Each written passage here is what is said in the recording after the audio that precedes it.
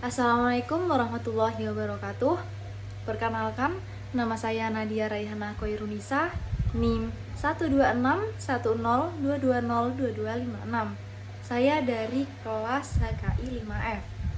Di sini saya akan membacakan kitab Fikih As-Sunnah, materi tentang hukum al-zawaj atau hukum perkawinan. Presentasi ini saya persembahkan untuk memenuhi tugas ujian tengah semester mata kuliah Studi Naskah Hukum Islam. Bismillahirrahmanirrahim. Hukmuz zawaj. Az-zawajul wajib. Yajibu zawaju ala min qadri alaih wa taqat nafsahu ilaih. Wa khosyal anata li anna suyanatan nafsi wa ifafaha anil haramin wajib. Wala yutimma dzalika illa bizawaj.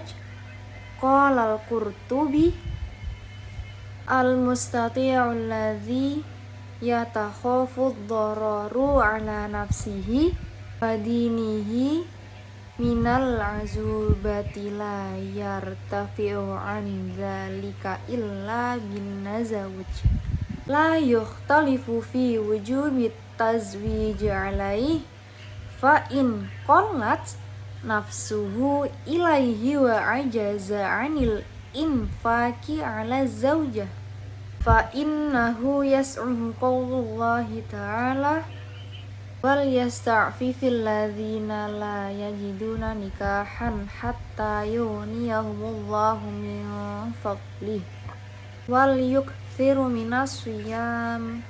Lamma ra'awul jama'ati an ibni Mas'ud radhiyallahu anhu anna Rasulullah sallallahu alaihi wasallam qala ya ma'syaras syabab man istata'u fa'alaihi bisawm fa innahu lahu waja man istata'a minkum al-jima'u liqadratihi ala mu'anihi falyatazawwaj wa man lam yastati' al-jima' li ajzihi an mu'anihi bisawmin yad fa'a syahwatahu wa yaqta'a syarra manihi kama yaqta'uhul waja'.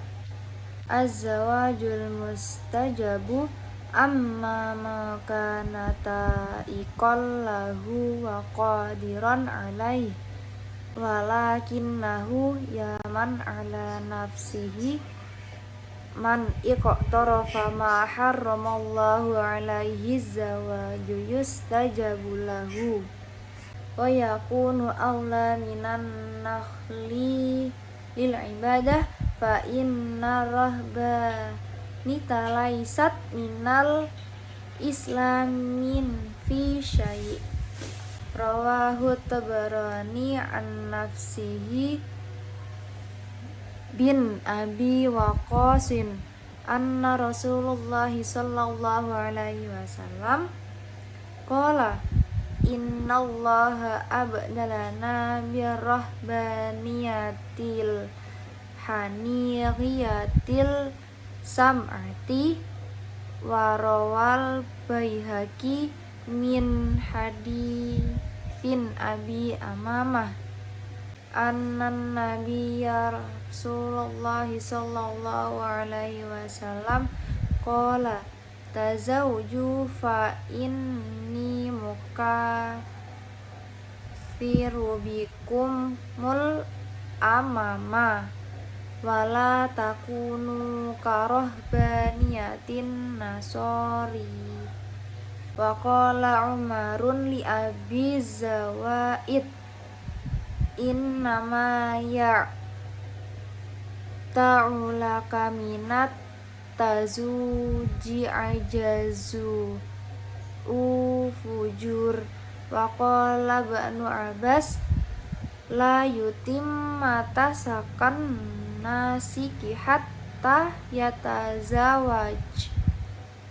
Az-zawajul haram wa yahrumu fi haqqin man yuhilla bizawjati fil wutu'i wal infaq ma'a adamin qadratihi alaihi wa tawaqqa'ini ilaihi. Qala al-Qurtubi fa'ata alimaz zawju annahu ya'jizu an nafaqatin zawjatihi aw sadaqiha aw fala yakhillu lahu ayatazawjaha hatta yubayyina laha aw ya'lama minan nafsihil qadrati ala ada'in huquqiha.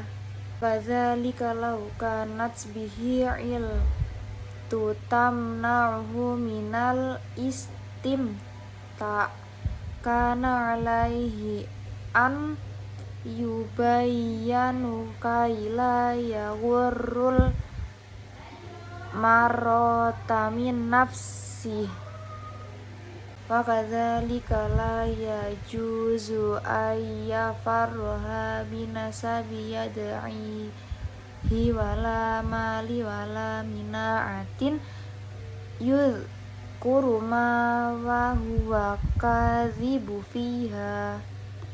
Kadzalika yajibu 'alal mar'ati idza ulimat min nafsiha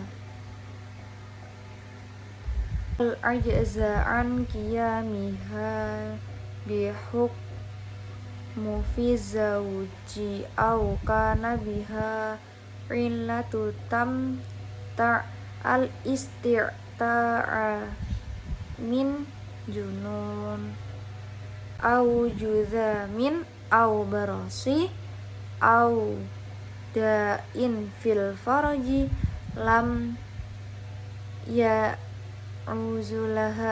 taghrahu wa 'alaiha ayyubayyinu lahu ma bima fi dhalik kama yajibu 'ala ba'i'is sal'ati ayat yubassafama bisil ati ayyubayyana ma bisil atihi min uyub wa mata wahada ahaduz zawjaini mi sahibihi aiban falahur radu fa in kanal aibu bil mar'ati rad mazawju wa akhadha ma kana a'toha minas sodaqi wa qad ruwiya an nabiyya sallallahu alaihi wasallam syazawja imra'atum min bani bayadota fawajaha bikash hiha baroson farod dama wa kola dalastum alaiya Asmiyati arwaja sallallahu alaihi wasallam wa in sabah syarofa wa zawajan nabi wa talafar riwayata ammaliki fi imraati al-ainaiti idza aslamat nafsaha thumma fat raqabainahuma bil unnati faqala maratu laha jami'a sodaki wa qala marrata laha nusodaki wa hada yambati ala ikhtilafi qawlihi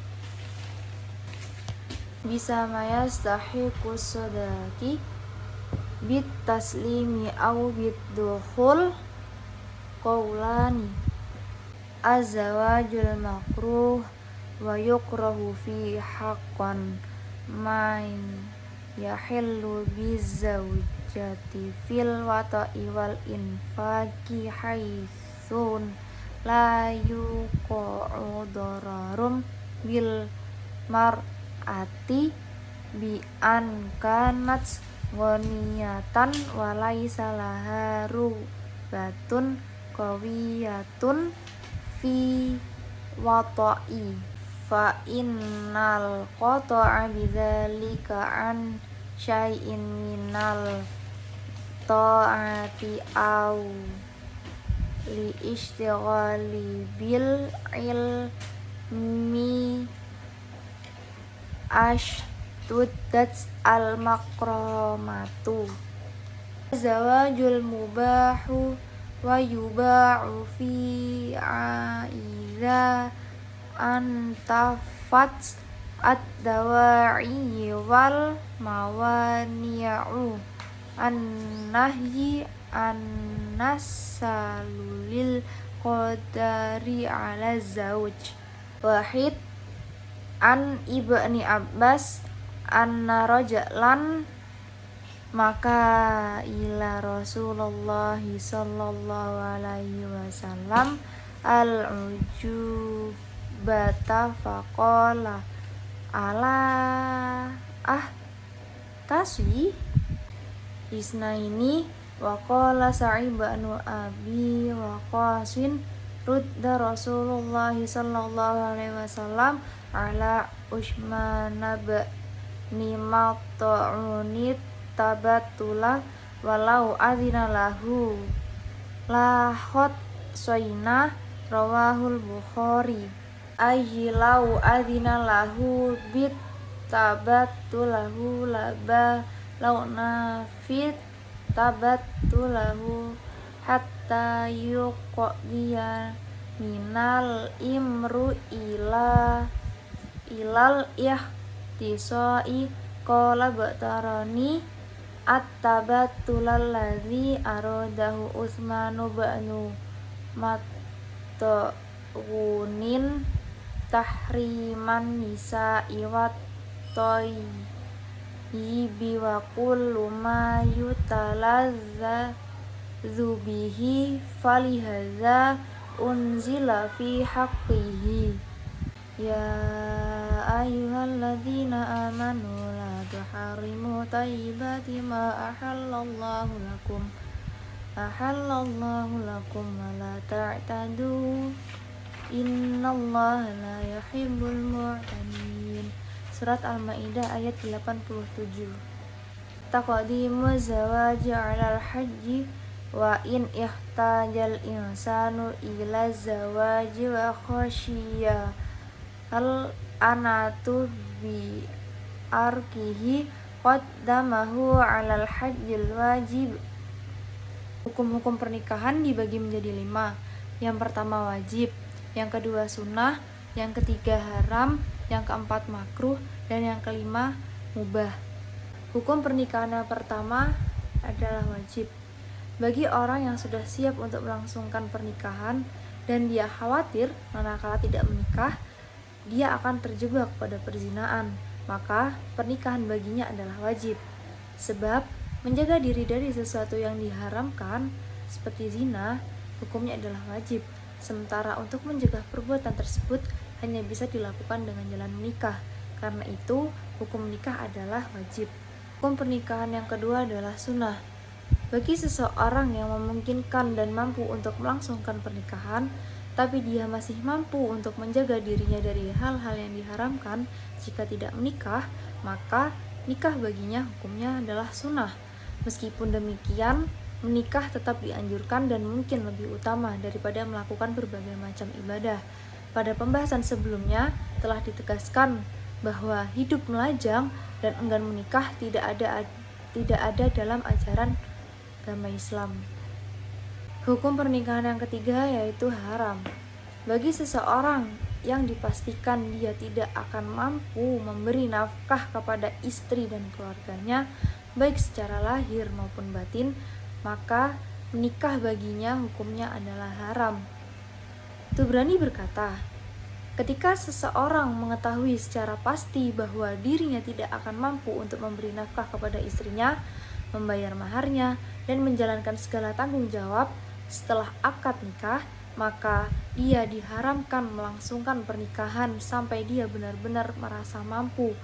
Pernikahan juga diharamkan bagi orang yang mengidap penyakit yang dapat menghalanginya untuk bersenggama seperti gila, kusta, dan penyakit kelamin. Dia harus memberitahu atas penyakit yang dideritanya kepada calon istrinya, sebagaimana kewajiban seorang pedagang yang lurus yang harus memberitahukan cacat yang ada pada barang dagangannya kepada calon pembeli. Jika suami ataupun istri mendapati aib pada pasangannya, dia berhak untuk membatalkan pernikahan. Jika suami mendapati aib pada istrinya, dia berhak membatalkan pernikahan dan meminta lagi mahar yang sudah diberikan. Dalam salah satu riwayat disebutkan bahwa Rasulullah SAW pernah menikahi perempuan dari Bani Dayadah. Beliau mendapatinya penyakit kusta, maka beliau mengembalikan perempuan itu atau membatalkan pernikahan dan bersabda, kalian telah menipuku. Berkenaan dengan seseorang yang lemah syahwat, jika sang istri menerima kekurangannya dan menikah, lantas dia bercerai karena kekurangan itu, ada perbedaan riwayat dari Malik. Dia pernah berkata, perempuan berhak sepenuhnya atas mahar yang dia dapat, tapi dia juga sempat berkata, perempuan itu hanya berhak setengah dari keseluruhan mahar. Perbedaan yang terjadi bermula dari pertanyaan, apakah istri berhak menerima mahar karena akad nikah atau karena bersetubuh? Berkaitan dengan masalah ini, ada dua pendapat yang dapat diuraikan pada bab selanjutnya. Hukum pernikahan yang keempat adalah makruh. Seseorang yang tidak bisa memberi nafkah lahir dan batin, tapi perempuan yang akan dinikahinya mau menerima kondisinya karena dia tergolong orang yang kaya dan syahwatnya tidak begitu besar, maka menikah baginya hukumnya adalah makruh. Jika dia, seorang suami, tidak mampu memberi nafkah lahir maupun batin karena melakukan ketaatan atau adanya halangan seperti sedang menuntut ilmu pengetahuan, maka hukum makruh bertambah kuat. Hukum pernikahan yang kelima yaitu mubah. Hukum nikah menjadi mubah jika faktor-faktor yang mengharuskan maupun menghalanginya itu terlaksananya pernikahan tidak ada pada diri seseorang. Pembahasan selanjutnya adalah larangan membujang bagi orang yang mampu menikah. Ibnu Abbas radhiyallahu anhu berkata, seorang laki-laki mengadu kepada Rasulullah SAW tentang keinginannya untuk membujang. Dia berkata, apa sebaiknya aku dikebiri saja? Rasulullah menjawab, tidak. Orang yang mengebiri atau minta dikebiri tidak termasuk keinginan dari golongan bumi. Hadis riwayat Tabrani. Sa'ad bin Abi Waqqas radhiyallahu anhu berkata, Rasulullah SAW melarang Utsman bin Maz'un untuk hidup membujang. Hadis riwayat Bukhari. Tabrani mengatakan bahwa kesengajaan untuk hidup membujang yang dimaksud oleh Utsman bin Maz'un adalah mengharumkan diri untuk menikahi perempuan, memakai minyak wangi, dan segala sesuatu yang mendatangkan kenikmatan. Mengenai hal ini, Allah berfirman dalam surat Al-Maidah ayat 87 yang artinya, hai orang-orang yang beriman, janganlah kamu haramkan apa-apa yang baik yang telah Allah halalkan bagi kamu, dan janganlah kamu melampaui batas. Sesungguhnya Allah tidak menyukai orang-orang yang melampaui batas. Hukum mendahulukan pernikahan daripada haji. Jika seseorang merasa perlu untuk menikah dan dikhawatirkan akan terjerumus pada perzinaan, maka dia diwajibkan untuk mendahulukan pernikahan daripada menunaikan ibadah haji. Tetapi jika dia tidak ada kekhawatiran akan terjebak pada perzinaan, maka ibadah haji lebih utama atau lebih didahulukan. Begitu pula ibadah-ibadah yang lainnya, hukumnya bersifat fardu kifayah seperti menuntut ilmu dan jihad. Lebih diutamakan pelaksanaannya daripada pernikahan jika orang yang bersangkutan tidak dikhawatirkan akan terjerumus pada perzinaan. Hukum menolak pernikahan.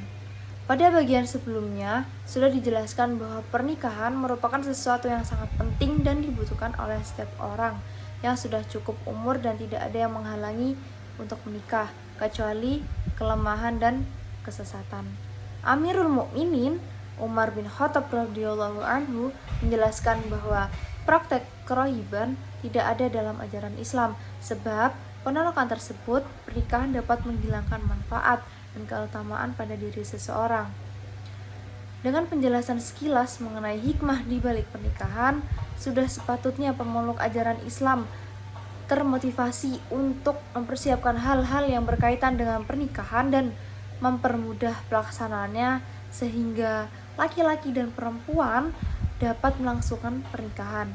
Pada kenyataannya, apa yang terjadi di tengah-tengah kebanyakan umat Islam bertolak belakang dengan ajaran Islam, di mana kebanyakan di antara mereka mempersulit pernikahan dengan mengajukan syarat-syarat yang cukup sulit untuk dipenuhi. Dan pada akhirnya, banyak di antara muda-mudi yang lebih memilih hidup membujang yang pada gilirannya mendorong mereka untuk melakukan hubungan seks secara bebas dan tanpa kendali. Secara umum, pemandangan semacam ini dapat kita lihat di daerah perkotaan dan jarang ditemui pada masyarakat perdesaan. Hal ini disebabkan pada hidup masyarakat desa yang sederhana, polos, jauh dari kemewahan dan hal-hal yang mempersulit pernikahan. Penyebab umum yang dapat menghalangi pernikahan di kalangan masyarakat adalah tingginya mahar dan biaya hidup yang harus dipersiapkan oleh calon suami sehingga dia merasa terbebani. Selain itu, adanya kebiasaan perempuan yang hidup di perkotaan yang sangat bebas dalam pergaulan mendatangkan keraguan pada laki-laki, sehingga hal yang demikian menjadikan laki-laki harus berpikir ulang untuk menentukan pendamping hidupnya. Pada akhirnya, banyak laki-laki yang enggan menikah karena merasa belum menemukan perempuan yang sesuai menurutnya untuk dapat diajak bersama dan bersama-sama mengarungi bahtera rumah tangga. Sebagai upaya untuk menghilangkan hal-hal yang dapat menghalangi pernikahan adalah hendaknya kembali mengikuti ajaran Islam, di mana Islam sangat memperhatikan pendidikan akhlak perempuan, mengajarkan keutamaan sikap, kesucian, kemandirian, serta melarang umatnya mempersulit mahar dan biaya pernikahan. Cukup sekian, kurang lebihnya mohon maaf. Wabillahi taufiq wal hidayah. Wassalamualaikum warahmatullahi wabarakatuh.